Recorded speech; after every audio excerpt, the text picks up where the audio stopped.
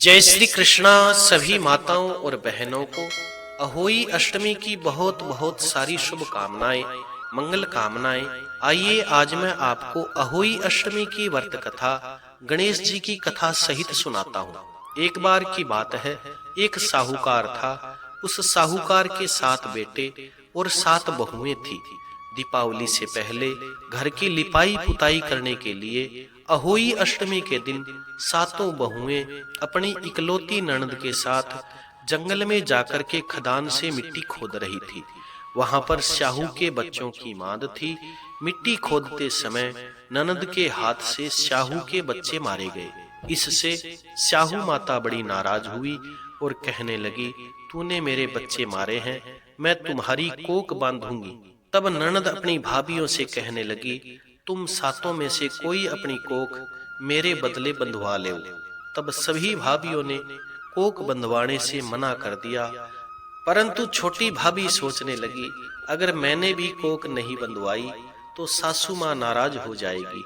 यह सोच करके ननद के बदले छोटी भाभी ने अपनी कोख बंधवा ली।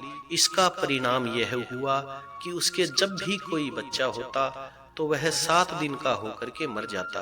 एक दिन उस बहू ने पंडित जी को बुला करके पूछा कि मेरी संतान 7वें दिन क्यों मर जाती है।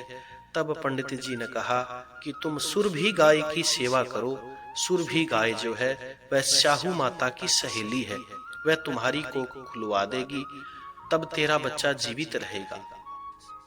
इसके बाद में साहूकार के बेटे की बहू सुबह जल्दी से उठ करके चुपचाप गाय माता के नीचे साफ सफाई करके आ जाती।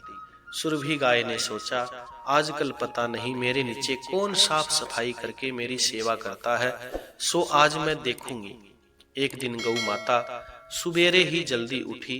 क्या देखती है कि साहूकार के बेटे की बहू नीचे साफ सफाई कर रही है। गौ माता कहने लगी कि हे बेटी, क्या मांगती है तू मेरे से मांग। साहूकार के बेटे की बहू कहने लगी कि हे गौ माता, स्याहू माता आपकी सहेली है, उन्होंने मेरी कोख बांध रखी है, मेरी कोख आप स्याहू माता से खुलवाइए।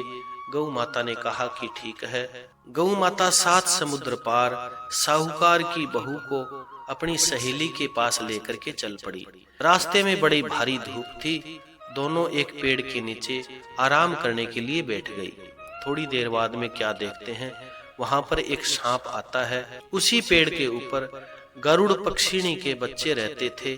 सांप उनको मारने के लिए जा रहा था। तब साहूकार की बहू ने सांप को मार करके ढाल के नीचे दबा दिया और गरुड़ पक्षिणी के बच्चों को बचा लिया। थोड़ी देर बाद में गरुड़ पंखिनी वहां पर आती है। खून देख करके साहूकार की बहू को चोंच मारने लग जाती है। तब साहूकार की बहू कहने लगी कि हे गरुड़ पक्षिणी, मैंने तेरे बच्चों को मारा नहीं, परंतु सांप तुम्हारे बच्चों को मार रहा था, मैंने तो तुम्हारे बच्चों की रक्षा करी है। यह सुनकर के गरुड़ पक्षिणी बड़ी प्रसन्न होती है और कहती है, मांग तू मेरे से क्या मांगती है। तब वह कहने लगी, 7 समुद्र पार स्याहू माता रहती है, हे गरुड़ पक्षिणी तुम हमें वहां पर पहुंचा दे। तब गरुड़ पक्षिणी साहूकार की बहू को और गौ माता को अपनी पीठ पर चढ़ा करके स्याहू माता के पास पहुंचा देती है। स्याहू माता अपनी सहेली सुरभि गा को देख करके बड़ी प्रसन्न होती है। कहती है, आ बहन, बहुत दिनों बाद में आई। थोड़ी देर बाद में स्याहू माता कहने लगी कि ए बहन, मेरे सिर में जुएं पड़ गई है। तब सुरभि गाय के कहने पर साहूकार की बहू ने उनकी सारी जुएं निकाल दी। इस पर स्याहू माता प्रसन्न होकर के बोली, तूने मेरे सिर में बहुत सलाई घेरी है, इसीलिए 7 तेरे बेटे हो, 7 बहुएं हो। तो साहूकारनी कहने लगी, मेरे तो एक भी बेटा और एक भी बहू नहीं, कहां से होंगे 7 बेटे और 7 बहू। स्याहू माता कहने लगी, वचन दिया, वचन से फिरूं तो धोबी के कुंड पर कंकरी बन जाऊं। तब साहूकार की बहू कहने लगी, मेरी कोख तो हे माता आपके पास बंद पड़ी है।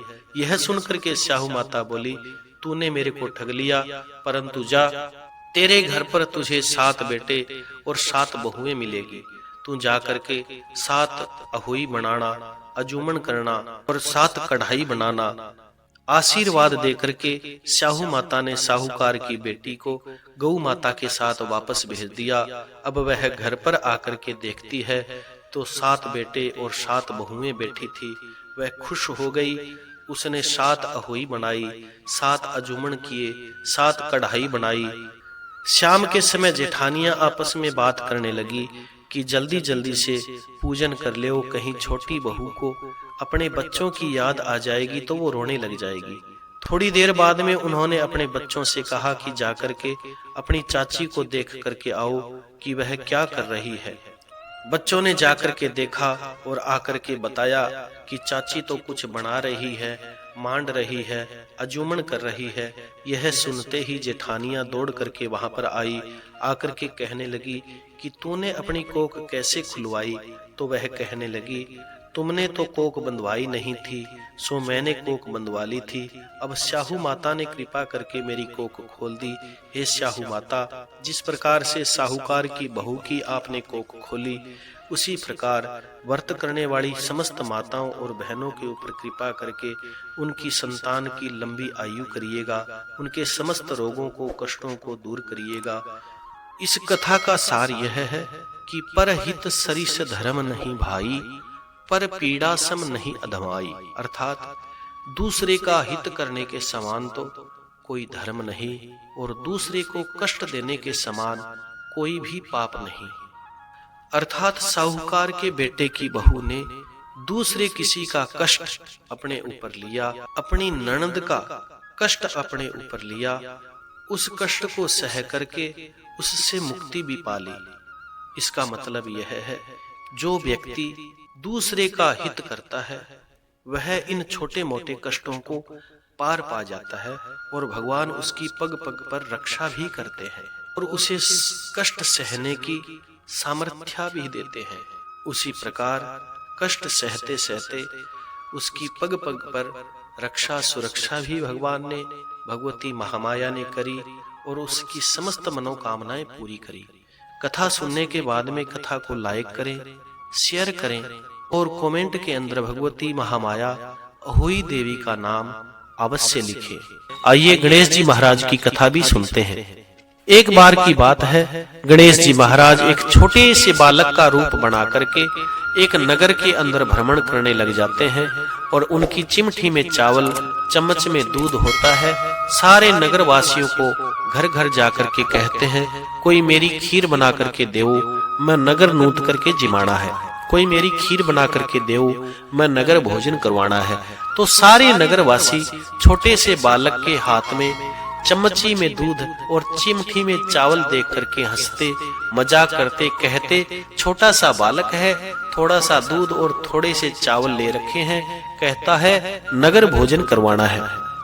इस प्रकार मजाक उड़ा करके सभी गणेश जी महाराज को आगे भेज देते। नगर में भ्रमण करते करते गणेश जी महाराज एक बूढ़ी माता के पास जाते हैं। बूढ़ी माता को कहते हैं कि हे माता, मेरी खीर बना करके देओ, मैं नगर नूत करके जिमाना है। बूढ़ी माता कहती है कि हाँ पुत्र, मैं जरूर तुम्हारी खीर बनाऊंगी। बूढ़ी माता अंदर से बर्तन लेकर के आती है तो गणेश जी महाराज कहते हैं कि हे माता, यह बर्तन छोटा है, बड़ा बर्तन लेकर के आओ, मैं नगर नूत करके जिमाना है। बूढ़ी माता बड़ा सारा बर्तन लेकर के आती है। गणेश जी उसमें जैसे ही चमची का दूध डालते हैं तो वह बर्तन दूध से भर जाता है। चिमटी के चावल भी गणेश जी महाराज उस बर्तन में डालते हैं तो वह बर्तन भर जाता है और गणेश जी महाराज कहते हैं कि हे माता, तू आग जला करके खीर का भोजन बना, मैं नगर में नूनता फेर के आता हूँ। गणेश जी महाराज नगर में नूनता देने के लिए चले जाते हैं। पीछे से गणेश जी महाराज का प्रसाद बूढ़ी माता बड़ी प्रेम से बनाती है, सुंदर सुगंध आने लग जाती है। गणेश जी महाराज का प्रसाद पीछे से बूढ़ी माता बना रही थी, बड़ी सुंदर सुगंध आ रही थी। बूढ़ी माता भूखी थी, सोचने लगी सारा नगर आकर के भोजन करके जाएगा, पता नहीं मेरे वास्ते खीर बचेगी या नहीं बचेगी। बूढ़ी माता ने आधी पक्की आधी कच्ची खीर थाली में डाली, किवाड़ की ओट में बैठ करके खाने लगी और कहने लगी, कच्ची खाऊं कोरी खाऊं, विनायक जी को भोग लगाऊं, कच्ची खाऊं कोरी खाऊं गणेश जी को भोग लगाऊं। यह कहते हुए बूढ़ी माता ने रज करके खीर खाई। इतने में गणेश जी महाराज सारे नगर को नूत करके ले आए। सारे नगर में एक लाइन में पंगत में बैठ करके रज रज करके खीर खाई और सभी अपने घरों में चले गए। तो बूढ़ी माता ने गणेश जी महाराज से कहा कि हे बेटा, तू भी सारे दिन का भूखा है, तू भी भोजन कर ले। तो गणेश जी महाराज कहने लगे कि हे माता, मैंने तो सबसे पहले भोजन कर लिया। बूढ़ी माता कहती कि नहीं पुत्र, मैंने ही सबको परोसा है, मैं यहाँ पर बैठी हुई देख रही हूँ, तूने अभी तक भोजन नहीं किया, हे पुत्र भोजन कर ले। तो गणेश जी महाराज कहते हैं कि हे माता, मैं तो तभी तेरे ऊपर दयाल हो गया था, तभी तेरे ऊपर कृपाल हो गया था, तभी मैंने तेरी समस्त पूजाओं का, तेरे समस्त व्रतों का फल दे दिया था, जब तू किवाड़ के ओट में बैठ करके खा रही थी, कह रही थी कच्ची खाऊं कोरी खाऊं, विनायक जी को भोग लगाऊं। हे माता, मैं तो उसी समय तेरे ऊपर रीझ गया था। तो हे गणेश जी महाराज, जिस प्रकार से आप बूढ़ी माता के ऊपर रीझे, उनके ऊपर दयाल कृपाल हुए, उनकी व्रत का और पूजा का फल दिया, उसी प्रकार करने वाली समस्त माताओं बहनों के ऊपर भी आप दयाल कृपाल हो, उनकी समस्त मंगल कामनाएं पूर्ण करे। बोलिए मंगल मूर्ति गणेश जी महाराज की जय। बोलिए स्याहू माता की जय, गौ माता की जय, भगवती अहोई देवी की जय। कथा सुनने के बाद में कथा को लाइक करना न भूले और जो इस चैनल पर नए हैं वो चैनल को सब्सक्राइब अवश्य करें, ताकि आने वाली समस्त व्रत कथाएं आपको प्राप्त होती रहे। जय श्री सीताराम, जय श्री कृष्णा।